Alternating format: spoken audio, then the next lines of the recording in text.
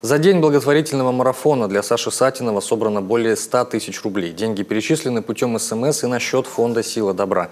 Но на лечение мальчика необходимо 180 тысяч. Столько стоит терапия в московской клинике. Давайте поможем осуществить мечту хрустального ребенка. Это очень просто. Достаточно отправить СМС на номер 7715 с префиксом «Коми», указав сумму пожертвования. Этот счет будет работать весь август только для Саши. Другие способы перечисления средств вы найдете на сайте благотворительного фонда.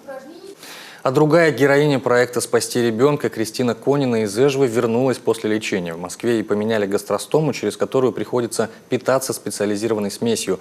После было обследование в Центре нейрохирургии Тюмени. У девочки, страдающей тяжелой генетической болезнью, много сопутствующих недугов, например, приступы эпилепсии. Сегодня есть шансы уменьшить их количество оперативным путем. Медики готовы помочь, но с условием, что до января Кристина наберет вес на 5 килограммов. Возможно, это даст намного меньше судорог, приступов эпилепсии, потому что у нас очень часто, у нас ежедневные, с большим количеством и с малым интервалом, поэтому, возможно, нам сделают так, что мы хотя бы чуть-чуть избавимся от этого. Потому что сказали, что очень много сейчас существует способов. Аппараты ставят деткам, иссякают все это.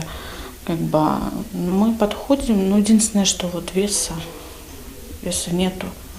И сказали, вот наберете, приедете. Напомним, в мае неравнодушные жители республики помогли Кристине запастись специализированным питанием и новой гастростомой, которую необходимо менять 4 раза в год, а также тратиться на обслуживание расходных материалов. Собранных средств хватило на 2,5 месяца. Обычно все это маме, воспитывающей 3 детей в одиночку, приходится приобретать за свой счет.